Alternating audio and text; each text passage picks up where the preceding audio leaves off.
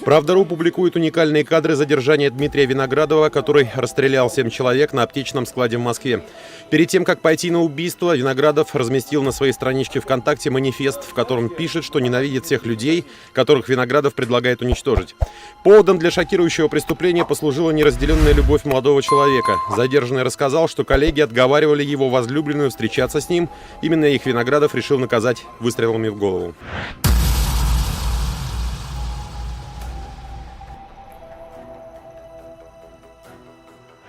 Он пришел на работу как обычно.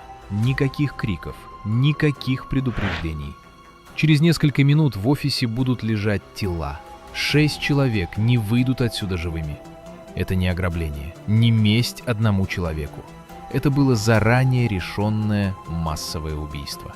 Досмотрите это видео до конца, потому что в финале я расскажу о факте из материалов дела, который почти не обсуждали в СМИ, но который полностью меняет понимание того, почему это преступление вообще стало возможным. Начинаем.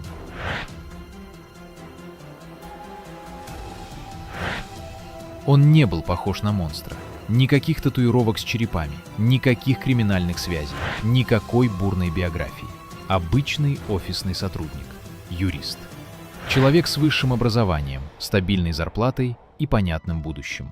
Именно поэтому эта история пугает сильнее всего. Имя этого человека – Дмитрий Виноградов. 30 лет, Москва. Работа в крупной фармацевтической компании. Коллектив, переговоры, отчеты, корпоративные праздники. Все как у тысяч людей его возраста. Но внутри него происходило то, что никто не видел по-настоящему. И если вам кажется, что массовые убийцы – это всегда вспышка безумия, импульс или алкоголь, то дослушайте этот блог до конца. Потому что здесь не было импульса, здесь было решение. Началось все с отношений.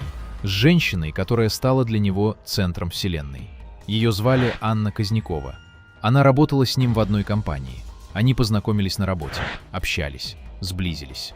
Для нее это были сложные, нестабильные отношения. Для него – смысл существования. И вот здесь важный момент. Когда человек начинает строить свою личность вокруг одного человека, это уже тревожный сигнал. Когда он начинает воспринимать другого как источник собственного достоинства, это опасная зависимость. Отношения рушились постепенно. Ссоры, охлаждение, разрыв. Для нее болезненно, но терпимо. Для него – катастрофа. Коллеги позже говорили, он изменился, стал мрачным, замкнутым, отстраненным. Он перестал участвовать в разговорах, мог долго сидеть молча. Смотрел в одну точку. Иногда резко раздражался, но самое тревожное – он начал говорить о смерти. Не шутками, не в абстрактном философском смысле. Он говорил о ненависти к людям, о бессмысленности человечества, о том, что мир заслуживает уничтожения. Вы когда-нибудь слышали подобное от знакомого? Как вы реагировали? Большинство тогда списало это на депрессию, на тяжелый разрыв, на мужскую обиду. Но в его голове шел другой процесс. Он не просто страдал, он формировал идею. Через некоторое время он публикует в социальной сети длинный текст. Манифест. Холодный, логичный, без истерики. В этом тексте нет конкретной женщины, нет личных признаний. Там есть презрение к человечеству как виду. Там есть мысли о том, что люди – биологический мусор. Там есть намерение уничтожить как можно больше. Это не крик о помощи, это декларация. И вот здесь происходит перелом. Он перестает быть просто отвергнутым мужчиной. Он начинает видеть себя судьей. Следствие позже установит. В этот период он легально приобретает оружие, проходит оформление, получает разрешение, покупает боеприпасы. Все официально, все по закону. Важно понять, это заняло время. Это не делается за один вечер. Каждый шаг осознанный. Он посещает стрелковые объекты, он тренируется. Причем, по данным расследования, он отрабатывает стрельбу по манекенам, имитирующим человеческие фигуры. Не просто развлечение, не спорт, подготовка.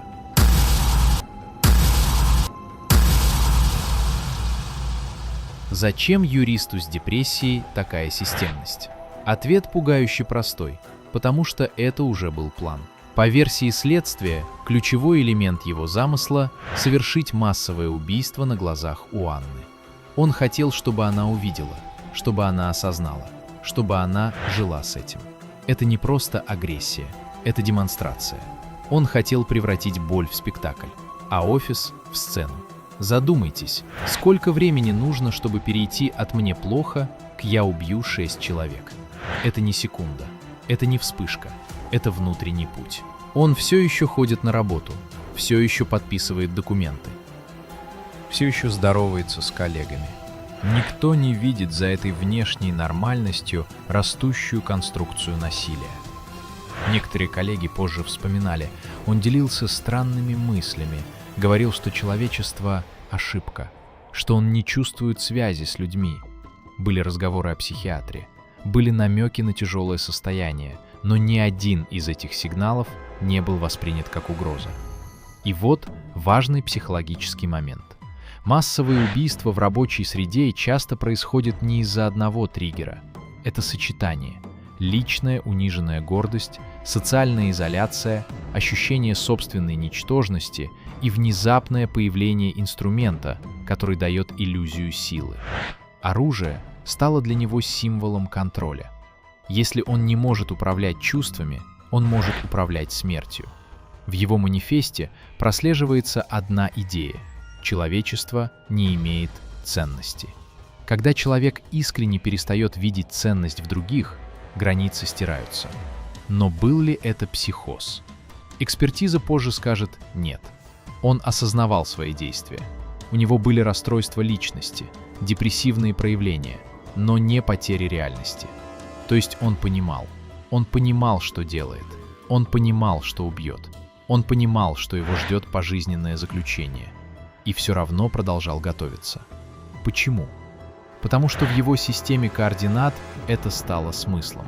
Когда человек теряет прежний смысл, он может создать новый, даже если этот новый смысл разрушителен. Он начал жить будущим днем преступления. Представьте внутренний монолог такого человека. Он прокручивает сценарий, представляет лица, представляет реакцию, представляет страх. Это уже не депрессия, это одержимость. И самое страшное, внешне он оставался нормальным. Он не увольняется, не исчезает, не устраивает скандалов. Он копит внутри. Вы замечали, что самые тихие люди иногда оказываются самыми опасными? Не потому, что тишина равна злу, а потому что в тишине может расти решение. За несколько дней до трагедии он завершает подготовку. Оружие, патроны, публикация текста, психологическое прощание с прежней жизнью. Это уже точка невозврата. В материалах дела подчеркивается, преступление не было направлено исключительно против Анны. Он выбрал массовость, ему было важно количество. Почему? Потому что масштаб придает значимость. В его голове это превращалось в акт силы. Он больше не чувствовал себя отвергнутым мужчиной. Он чувствовал себя человеком, который сейчас войдет в историю. Вот еще один важный аспект. Он не скрывал своего манифеста. Он опубликовал его открыто. Это значит, что он хотел, чтобы текст нашли, чтобы его прочитали после. Он строил не только убийство. Он строил нарратив. Историю о человеке, который прозрел и понял правду о человечестве. Но на самом деле за этим стояла простая, человеческая, разрушительная эмоция. Унижение, отверженность, утрата контроля, невозможность принять отказ. Многие переживают это. Но не каждый превращает это в массовое убийство. И здесь ключевой вопрос. Где произошел перелом? Когда именно он решил, что имеет право лишать жизни? Был ли это момент ссоры? Момент публикации манифеста? Или первая тренировка по стрельбе по манекенам? Следствие не может ответить на это точно. Но оно установило главное. Путь к преступлению был постепенным. Он шаг за шагом снижал внутренний запрет.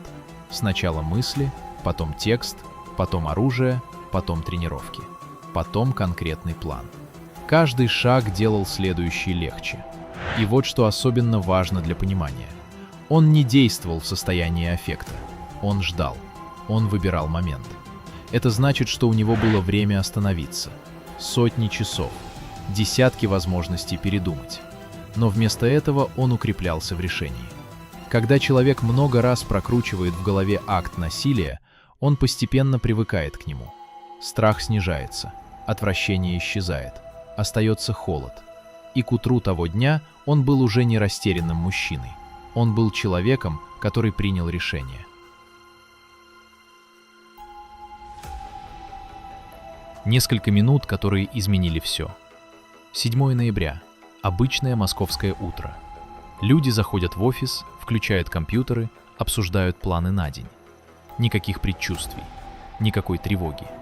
В этот день Дмитрий Виноградов уже знал, что будет делать.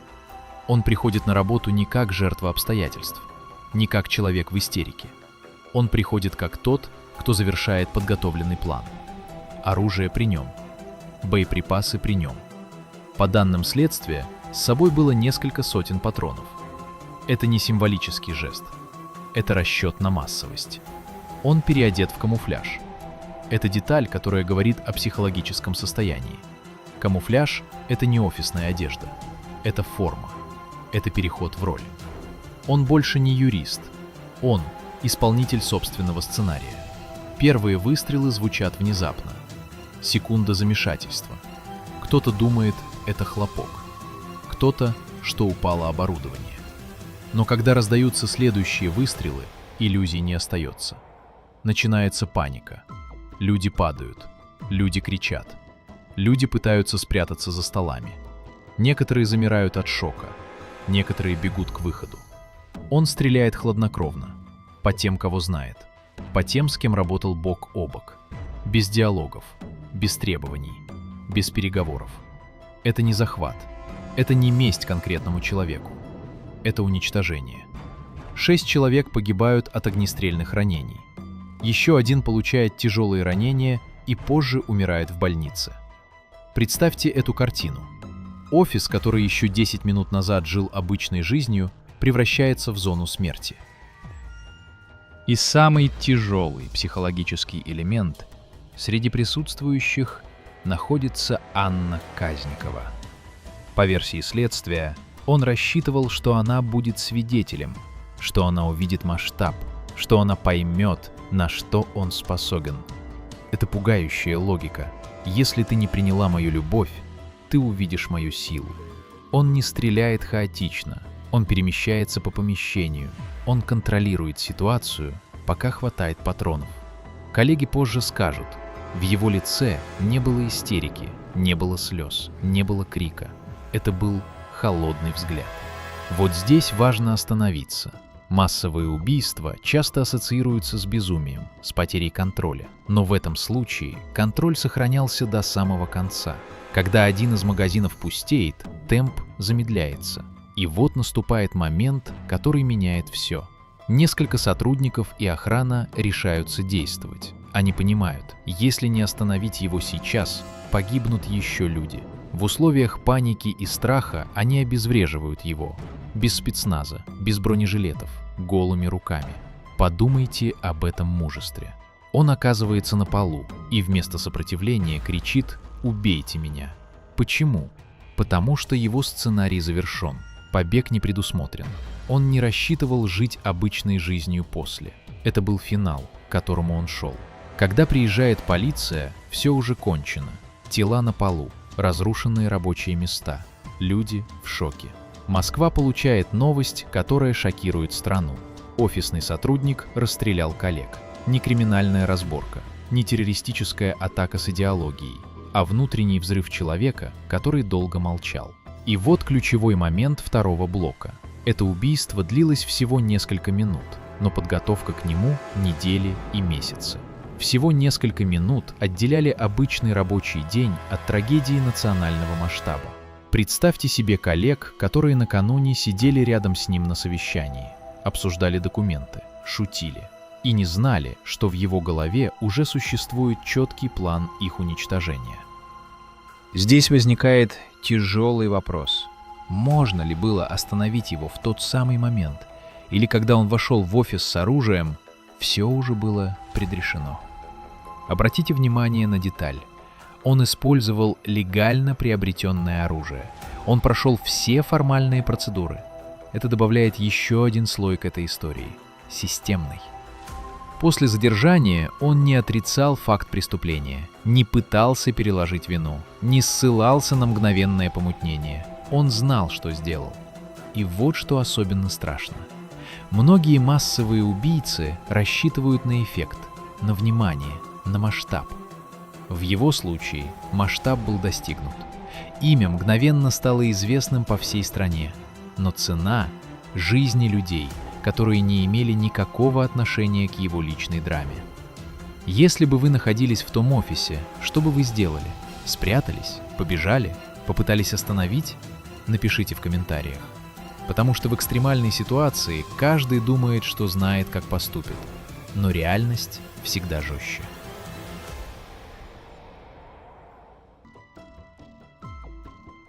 После выстрелов начинается другая часть истории, не менее важная. Часть, где уже нет паники и криков. Есть протоколы, экспертизы, допросы. И главный вопрос – кто он? Безумец или осознанный убийца? Когда Дмитрий Виноградов оказался под стражей, следствие столкнулось с ключевой задачей – определить его вменяемость. Это не формальность. Если человек признан невменяемым, это принудительное лечение.